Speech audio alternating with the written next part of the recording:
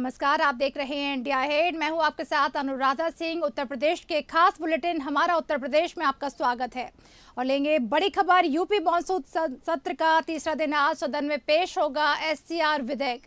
लखनऊ समेत 6 जिलों में बनेगा एससीआर। एनसीआर की तर्ज पर बनेगा एससीआर। स्टेट कैपिटल रीजन से तेज होगा विकास। लखनऊ, रायबरेली, बाराबंकी जिला शामिल।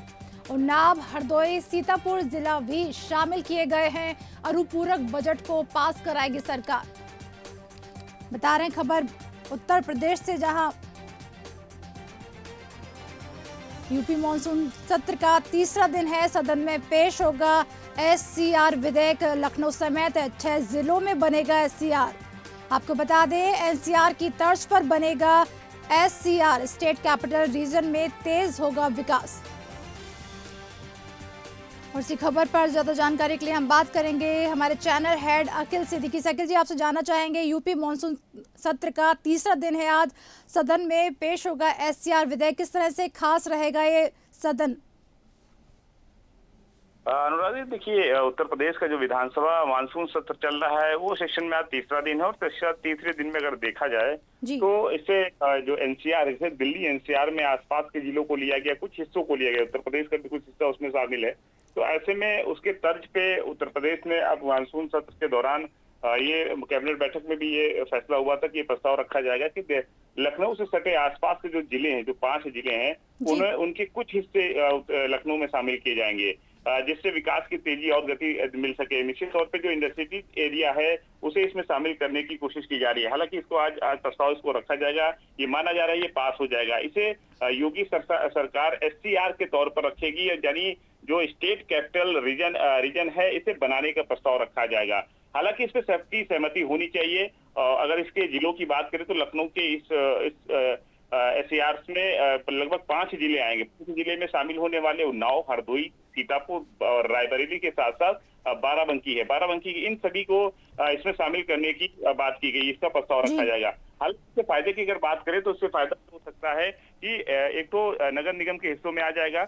जो इलाका लखनऊ में बहुत से ऐसे लोग हैं, क्योंकि लखनऊ में देखा जाए तो 60% से ज्यादा लोग बाहरी लोग हैं, अलग जिले के हैं। तो वो लखनऊ में अगर जगह नहीं पाते थे तो लखनऊ के बाहर उनको आउट एरिया में रहते हैं निश्चित तौर पर। लेकिन वो जो कामकाज करते हैं वो लखनऊ में करते हैं आके, चाहे वो सरकारी नौकरी हो या प्राइवेट काम करते हो या इंडस्ट्रियल एरिया में करते हो। तो निश्चित तौर पर अगर उसको सुविधाएं दे दी जाएंगी, नगर निगम की सुविधाएं मिलेगी, सरकार की और अच्छी फैसिलिटीज मिलेगी, एनसीआर के तर्ज पे इससे मिलेगी, तो कहीं ना कहीं थानों की भी FIR लिखना, कानून बनाना या उसकी कार्रवाई करना वो आसान हो जाएगा। और पुलिसिया जो रूल्स हैं, जो ट्रैफिक रूल्स हैं, उसे आसानी से फॉलो किया जा सकता है। तो इसको लेकर आज विधानसभा सत्र में रखा जाएगा इस प्रस्ताव को, और इसे माना जा रहा है कि ये पास कर दिया जाएगा।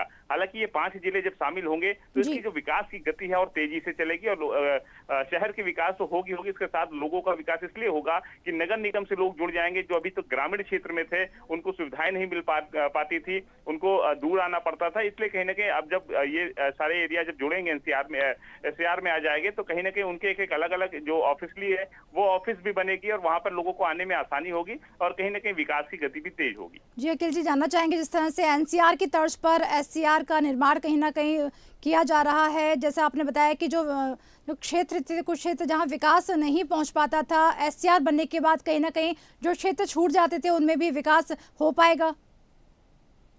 निश्चित तौर पे होगा, क्योंकि स्टेट कैपिटल रीजन में आ जाएगा। जब स्टेट कैपिटल रीजन में आ जाएगा तो निश्चित तौर पे जो अभी जहां पर चुनाव प्रधानी की होती थी, ब्लॉक की होती थी, तहसील की होती थी, वो कहीं ना कहीं नगर निगम में बढ़ जाएगा। और फिर वहां पार्षद का चुनाव होगा। जब पार्षद का चुनाव होगा, नगर निगम में चीज आएगी तो बजट जाएगा, एक बड़ा बजट जाता है। और निश्चित तौर पे जब बजट जाता है तो विकास तेजी से होता है। लखनऊ में बहुत लोग ऐसे, उत्तर प्रदेश में हर लोग चाहते हैं कि हम उत्तर प्रदेश में अगर रहना हो तो राजधानी लखनऊ में रहे। तो लखनऊ बहुत बड़ा अब नहीं, क्योंकि बहुत लोग आके पहले से बस गए। अब ग्रामीण क्षेत्रों में भी जमीन जो है वो महंगी हो गई है। तो जो लोग जाके ग्रामीण में बसे थे, अब उनको सुविधाएं नहीं मिल पाती थी, क्योंकि उनको ग्राम सभा के हिसाब से मिलती थी। तो ग्राम सभा के हिसाब से जब मिलती है तो कहीं ना कहीं उनका विकास नहीं हो पाता था।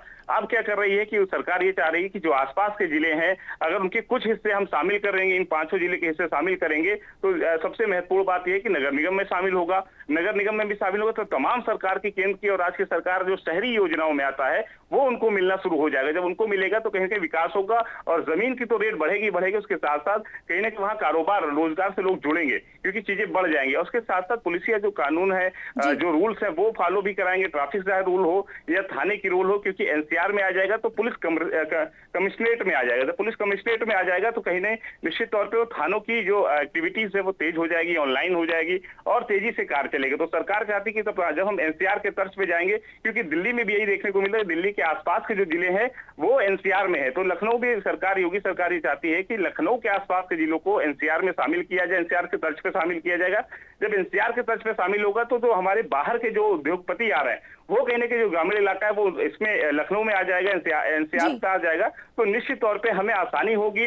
जो हमारे जो सरकारी जो कामकाज है वो और तेजी से बढ़ेगा और लोगों को लगेगा हम शहर में ही है और लखनऊ के एनसीआर के तर्ज पे जो शहर को लिया गया है उसकी रेट भी बढ़ेंगे और उसके साथ साथ योजनाओं का भी लाभान्वित वहाँ के लोग भी होंगे। बहुत बहुत शुक्रिया अखिल, जिस तमाम जानकारी के लिए। आपको बता रहे थे खबर यूपी से, जहां मॉनसून सत्र का तीसरा दिन आज है। सदन में पेश होगा एससीआर विधेयक। लखनऊ समेत 6 जिलों से बनेगा एससीआर, एनसीआर की तर्ज पर बनेगा एनसीआर। आपको बता दें स्टेट कैपिटल रीजन से तेज होगा विकास। लखनऊ, रायबरेली, बाराबंकी जिला शामिल किए गए हैं। उन्नाव, हरदोई, सीतापुर जिला भी शामिल किए गए हैं। अनुपूरक बजट को पास कराएगी सरकार।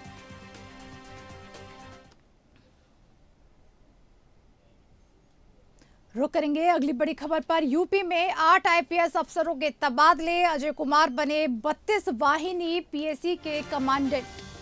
संतोष कुमार मिश्रा बने एसपी कुशीनगर।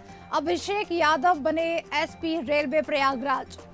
धवल जायसवाल को एसपी फतेहपुर बनाया गया। उदय शंकर सिंह एसपी फतेहपुर के पद से हटाकर प्रशिक्षण एवं सुरक्षा मुख्यालय भेजा गया। शुभम पटेल को एसपी अधिसूचना मुख्यालय लखनऊ भेजा गया। श्रद्धा नरेंद्र पांडे को 38वीं वाहिनी पीएसी अलीगढ़ का कमांडेंट बनाया गया। आपको बता दें विवेक चंद्र यादव को प्रयागराज कमिश्नरी में एडीसीपी पद पर भेजा गया। आपको बता रहे हैं बड़ी खबर, जहां यूपी में 8 आईपीएस अफसरों के तबादले कर दिए गए हैं। बता दें अजय कुमार बने हैं 32 वाहिनी पीएसी के कमांडेंट। संतोष कुमार मिश्रा बने हैं एसपी कुशीनगर।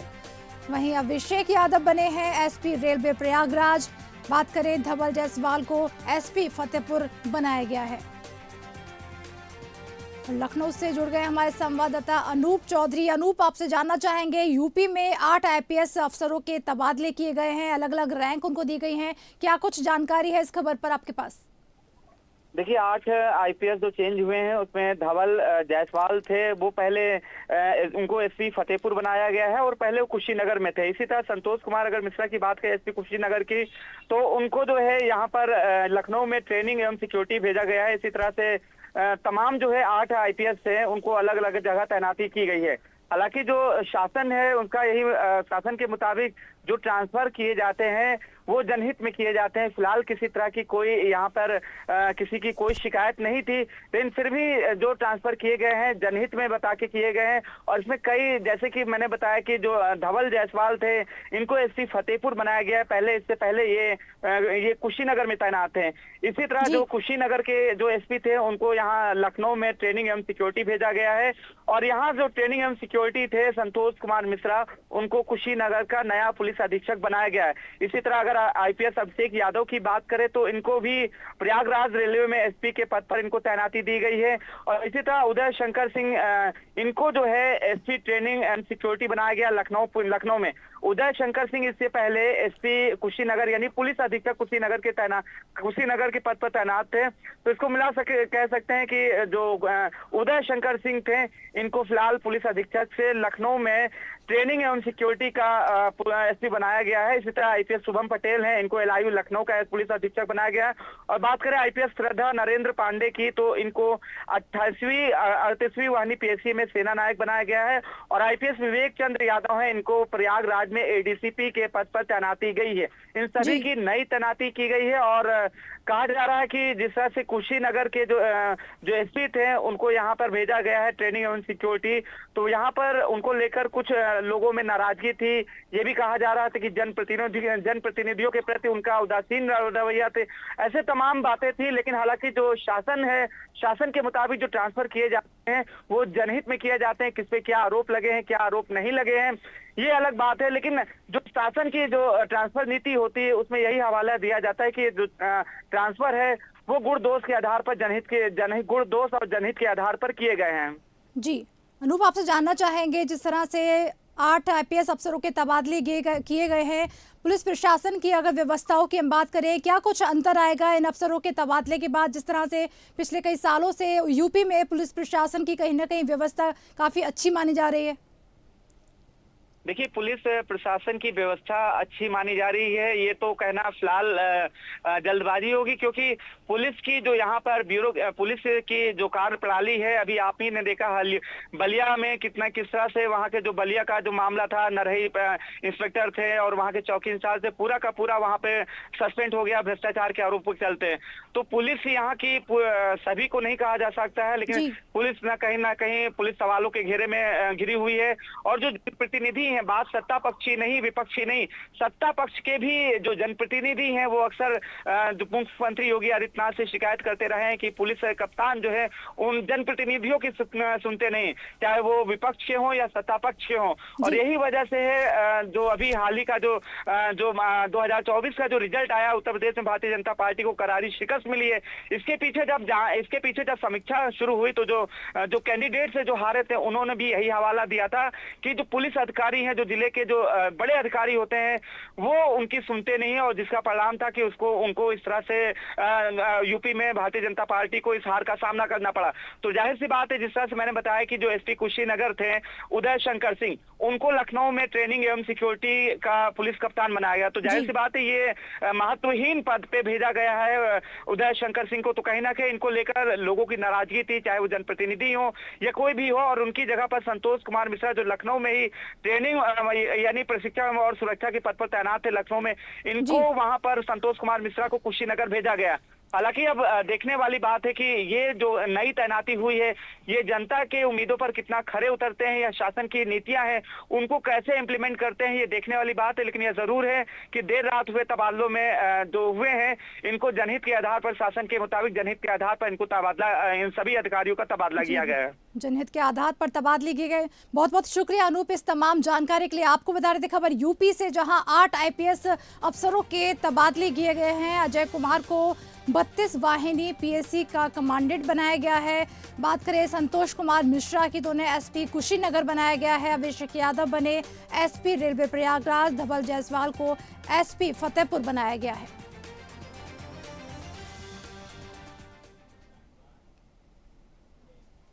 रुक करेंगे अगली बड़ी खबर पर। उत्तर प्रदेश से बड़ी खबर है, लखनऊ में मंडरा रहा डायरिया का खतरा।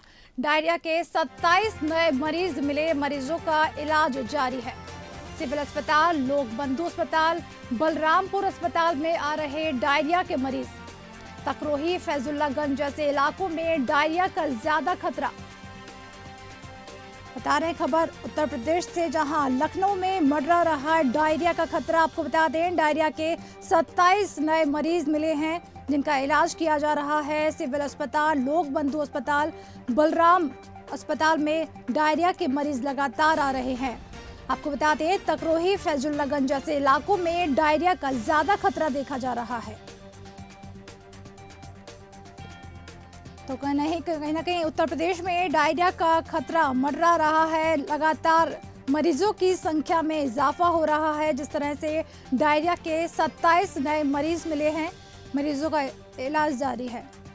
और उसी खबर पर लखनऊ से जुड़ गए हमारे संवाददाता राशिद सिद्दीकी। राशिद जी, आपसे जानना चाहेंगे, उत्तर प्रदेश में कहीं ना कहीं डायरिया का लगातार खतरा बढ़ता जा रहा है। 27 नए मरीज आए हैं जिनका इलाज जारी है। क्या कुछ खबर है आपके पास, ताज़ा जानकारी? जी बिल्कुल, लगातार जिस तरह से स्वास्थ्य विभाग की तरफ से देखा जा रहा है और जिस तरह से जो अस्पतालों की जो संख्या है वो कहीं ना कहीं बढ़ती जा रही है, क्योंकि जो मौसमी बीमारी के साथ साथ ये डेंगू और मलेरिया जैसी बीमारी जो लगातार लखनऊ राजधानी के अंदर कई ऐसे इलाके हैं जहां पर फैल गया है फैजुल्लागंज हो या तकरोई जैसा एरिया हो, और इन सब की वजह अब कहीं ना कहीं से ये लगता है कि पिछले लगातार कई हफ्तों से चला आ रहा है। नगर निगम की साफ लापरवाही इसमें नजर आ रही है, क्योंकि जिस तरह से क्योंकि बारिश का मौसम होता है और ऐसे में जगह जगह जो गंदगी का अंबार लग जाता है, कहीं ना कहीं डेंगू की मेन बीमारी की वजह है मच्छर, और वो भी नालियों में पानी भरा रहता है, सड़कों पे जो गड्ढे होते हैं उनमें पानी भरा रहता है, और लोगों के घर के सामने कूड़े और गंदगी का अंबार होता है, जिसके कारण जो डेंगू मलेरिया है वो लगातार फैल रहा है। हालांकि कई बार इसको लेकर आला अधिकारियों ने एक बैठक नगर निगम ऑफिस में इसके लिए बैठक की, लेकिन अभी तक किसी प्रकार का कोई अभी जो है जो नगर निगम की लापरवाही है वो सामने बिल्कुल साफ साफ देखने को मिल रही है। राशिद जी, आपसे जानना चाहेंगे, डायरिया के लगातार मरीज बढ़ते जा रहे हैं, ऐसे में प्रशासन सरकार का क्या कुछ कहना है इसके बारे में? क्या कुछ कार्रवाई की जा रही है जिससे डायरिया कम से कम फैले? जी बिल्कुल, जैसे देखा जाता है कि ये बारिश का जो मौसम होता है और लगातार ये हर साल होता है, हर साल इस तरह की जो बीमारियां हैं, क्योंकि बारिश की बीमारी और उसके बाद से डेंगू और मलेरिया जैसी बीमारी, लेकिन सरकार की तरफ से हर बार ये आदेश पहले ही जारी हो जाता है, बारिश से ठीक 3 महीना पहले मौसम कि नगर निगम को बोला जाता है, स्वास्थ्य विभाग को बोला जाता है कि अपने अपने क्षेत्र की सफाइयां और नाली में किसी तरह पानी न जमा होने पाए और न गंदगी वहां पर। लेकिन अक्सर देखा गया है, हर बार देखा गया है, कहीं ना कहीं सरकार की तरफ से आदेश जरूर हो जाता है, लेकिन जो अफसर बैठे होते हैं राजधानी के अंदर, उनके तरफ से इस तरह पे जो है कोई कार्रवाई नहीं होती है, क्योंकि यही देखने को मिलता है। क्योंकि लगातार अगर हम सब वार्डों की बात करें तो लगातार पार्षदों के ऊपर जिम्मेदारी इसकी होती है, लेकिन पार्षदों की तरफ से भी कुछ एक एरिया में अगर सफाई हो जाती है तो, लेकिन बाकी जगहों में जहां पर मलिन बस्ती अगर हम कहें तो मलिन बस्ती जैसे एरिए वहां पर गंदगी का अंबार लगा होता है, जिसका कारण है अभी पिछली बार भी देखा गया है, लगातार पिछले हफ्ते से लगातार इस खबर को इंडिया हेड चैनल प्रमुखता से उठा रही है। डेंगू मलेरिया को लेकर फैजुल्लागंज में 40 लोग एक दिन में मरीज मिल, ऐसे में लाजमी है कि अब कम से कम सरकार को इस चीज के लिए जागरूक होना पड़ेगा, क्योंकि जनता के साथ कहीं ना कहीं से एक बार एक खिलवाड़ हो रहा है। राशिद, कहीं ना कहीं सरकार को जो जनता है उसको भी जागरूक करने की जरूरत है, जिस तरह से आपने बताया कि कूड़ों के ढेर लगे हैं जिससे मच्छर फैल रहे हैं, बीमारियां फैल रही हैं। जी बिल्कुल, क्योंकि जनता को भी जागरूक होना पड़ेगा, क्योंकि जनता को भी ये सोचना पड़ेगा कि सारी जिम्मेदारी सरकार की नहीं होती है, क्योंकि अगर उसके आसपास कहीं इस तरह की गंदगी नजर आती है तो वो अपने पार्षद से अवगत कराए, अपने अधिकारियों को अवगत कराए, एक लेटर लिख के दे और खुद भी गंदगी सामने न करे, लेकिन और जिसका खामियाजा उन घरों को मिलता ही मिलता है, साथ में आसपास के लोगों को भी मिलता है, इसका खामियाजा भुगतना पड़ता है। जैसे देखने को मिला अभी तकरोई में लगातार 27 मरीज मिले हैं, और वहां पर अगर गंदगी की हम बात करें तो लगातार वहां गंदगी फैली रहती है। लोगों से साफ सफाई के विषय में बात करें तो वहां पर ये कहते हैं कि पार्षद की तरफ से, नगर निगम की तरफ से कोई कर्मचारी नहीं आता है, लेकिन अब सवाल ये बड़ा उठता है क्योंकि इस तरह की बीमारी कहीं ना कहीं जानलेवा, क्योंकि कई मौतें भी हमने देखी हैं इस डेंगू और मलेरिया जैसी बीमारी से। तो सवाल ये उठता है कि क्या अब प्रशासन जागता है या जनता जागती है, क्योंकि दोनों को जागना बहुत जरूरी है, क्योंकि ये बीमारी आगे चल के और भी खतरनाक होने वाली है। शुक्रिया राशिद, इस तमाम जानकारी के लिए आप हमारे साथ बने रहिएगा। आपको बता रहे थे बड़ी खबर उत्तर प्रदेश से, जहां लखनऊ में मंडरा रहा डायरिया का खतरा। आपको बता दें, डायरिया के 27 नए मरीज मिले हैं, इनका इलाज जारी है। सिविल अस्पताल, लोक बंधु अस्पताल, बलरामपुर अस्पताल में लगातार डायरिया के मरीज आ रहे हैं। तकरोही, फैजुल्लागंज जैसे इलाकों में डायरिया का ज्यादा खतरा देखा जा रहा है।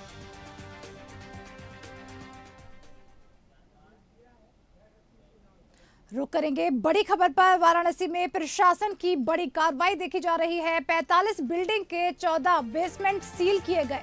बेसमेंट के 13 कोचिंग सेंटर पर जड़ा ताला, 19 को बंद करने का नोटिस जारी किया गया है। बता रहे बड़ी खबर वाराणसी से, जहां प्रशासन की एक बड़ी कार्रवाई देखी जा रही है। आपको बता दें, 45 बिल्डिंग के 14 बेसमेंट सील कर दिए गए हैं। बेसमेंट के 13 कोचिंग सेंटर पर ताला जड़ दिया गया है। बताते 19 को बंद करने का नोटिस जारी किया गया है प्रशासन की तरफ से। तो दिल्ली हादसे के बाद कहीं ना कहीं प्रशासन जागता दिखाई दे रहा है, और इसी के चलते वाराणसी में एक कार्रवाई की गई है। 45 बिल्डिंग के 14 बेसमेंट सील कर दिए गए हैं। उसी खबर पर ज्यादा जानकारी लेंगे हमारे संवाददाता राशिद से। राशिद, आपसे जानना चाहेंगे, वाराणसी में प्रशासन की एक बड़ी कार्रवाई देखी जा रही है, जहां 45 बिल्डिंग के 14 बेसमेंट को सील कर दिया गया है। क्या कुछ जानकारी है?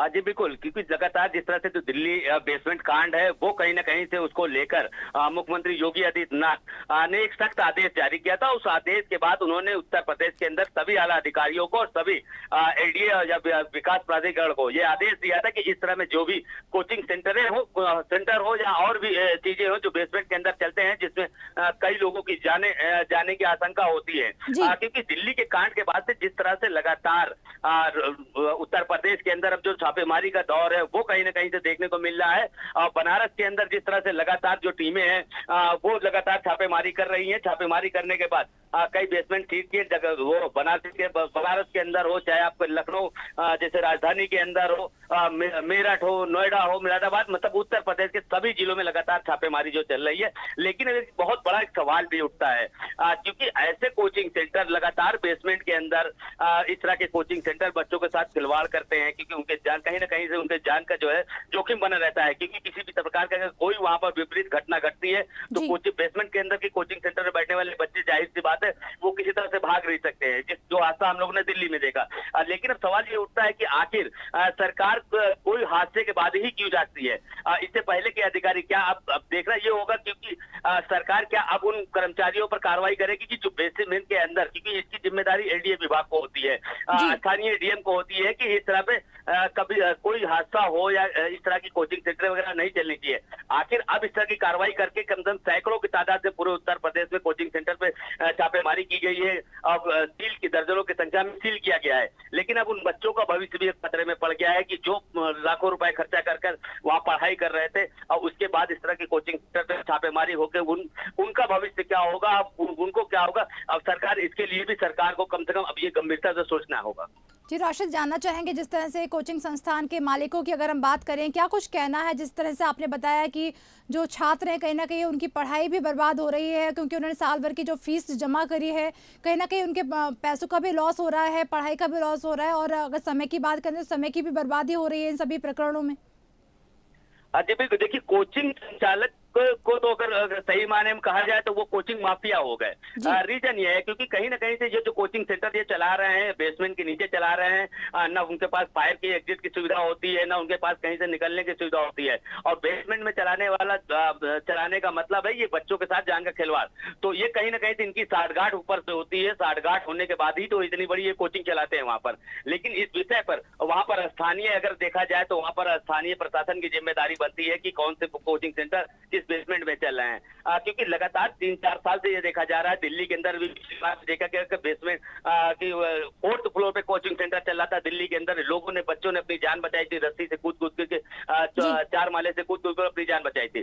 तो इसके पहले लगातार इस तरह की जो है समस्याएं चली आ रही है, लेकिन इसमें कहीं ना कहीं सरकार को बहुत गंभीरता से सोचना होगा, और सोचने के बाद जो इस तरह के जो विकास प्राधिकरण के जो अधिकारी हैं उनको बैठकर हर साल गाइड करना होगा कि इस तरह के जो भी कोचिंग सेंटर हो या इस तरह के जो बेसमेंट में जो कार्य करने वाले लोग हो, लेबर हो, मजदूर हो, इनके लिए कम से कम एक बेसमेंट वालों के लिए एक कोई ना कोई एक नियम और कानून लाना चाहिए। शुक्रिया राशिद इस तमाम जानकारी के लिए। आपको बता रहे थे खबर यूपी से, जहां कोचिंग संचालकों द्वारा जो कोचिंग बेसमेंट में चलाई जा रही थी उन्हें अब बंद किया जाएगा। वाराणसी में प्रशासन की एक बड़ी कार्रवाई देखी गई, जहां 45 बिल्डिंग के 14 बेसमेंट सील कर दिए गए हैं। बेसमेंट के 13 कोचिंग सेंटर पर जड़ा ताला। आपको बता दें 19 को बंद करने का नोटिस दिया गया है कोचिंग संचालकों। और हमारा उत्तर प्रदेश के खास बुलेटिन में फिलहाल इतना ही। देश दुनिया की तमाम खबरों के लिए देखते रहिए इंडिया अहेड। नमस्कार।